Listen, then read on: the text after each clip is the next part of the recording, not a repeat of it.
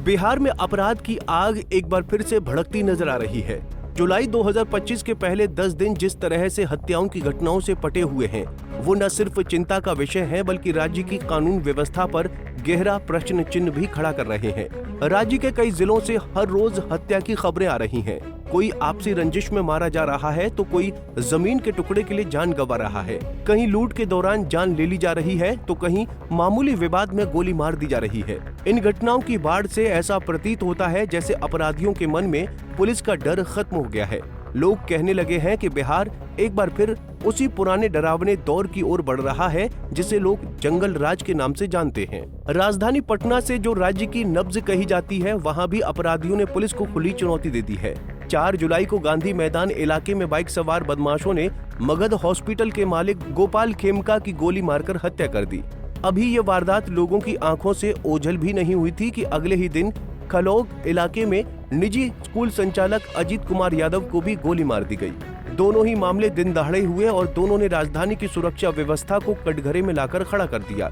10 जुलाई को रानी तालाब इलाके में बालू कारोबारी रमाकांत यादव की उनके घर के बाहर हत्या कर दी गई, जिससे ये साफ हो गया कि अपराधी किसी भी हद तक जा सकते हैं। पुलिस ने खेमका हत्याकांड में एक आरोपी को मुठभेड़ में ढेर कर दिया, लेकिन अब तक ये साफ नहीं हो सका है कि असल साजिशकर्ता कौन था और क्यों मारा गया खेमका।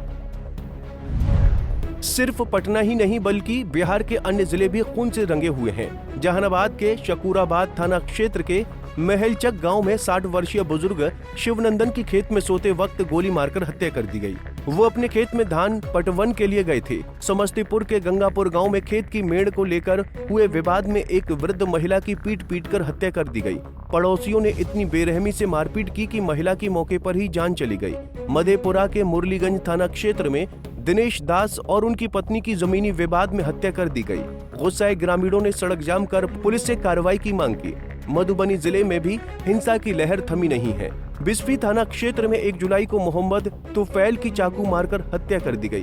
पुलिस ने आरोपी मोहम्मद आफ्ताब को 7 जुलाई को गिरफ्तार किया। वहीं 7 जुलाई को फुलपरास थाना क्षेत्र में बद्री यादव की गोली मारकर हत्या कर दी गई। अपराधी उन्हें घर से उठाकर नदी किनारे ले गए और वहां गोलियों से भून दिया। पूर्णिया से जो खबर आई उसने पूरे राज्य को झकझोर दिया। 6 जुलाई को टेटमा गांव में एक ही परिवार के 5 लोगों की हत्या कर शवों को आग के हवाले कर दिया गया। आरोप लगाया गया कि गांव वालों ने महिलाओं को डायन करार दिया और पूरे परिवार को खत्म कर डाला।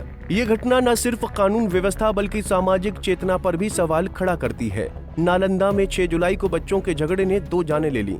डुमरावा गांव में अन्नू कुमारी और हिमांशु कुमार की गोली मारकर हत्या कर दी गई। मुजफ्फरपुर में लूट के दौरान पंचायत रोजगार सेवक और कनीय अभियंता की हत्या कर दी गई। भागलपुर में चाकू और गोली से 2 युवकों की हत्या कर दी गई। वैशाली में जमीन और रुपए के विवाद में सुरेंद्र झा की गोली मारकर हत्या कर दी गई। नवादा में बेटे ने नशे की हालत में तलवार से अपने पिता की जान ले ली। बेतिया में कुदाल और ट्रैक्टर से कुचलकर एक युवक को मार डाला गया। ये आंकड़े और घटनाएं केवल संख्या नहीं, ये बिहार की उस हकीकत की तस्वीर है जिसे कोई भी राज्य अपने माथे पर नहीं रखना चाहता।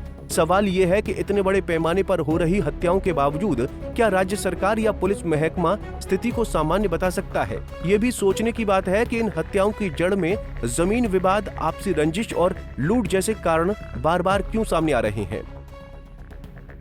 क्या बिहार को एक बार फिर उसी सख्ती और पुलिसिंग की जरूरत है जिसकी बात नीतीश कुमार ने पहली बार मुख्यमंत्री बनने पर कही थी? क्या राजनीतिक इच्छा शक्ति की कमी इन हालातों को जन्म दे रही है या फिर पुलिस बल संसाधनों की कमी से जूझ रहा है?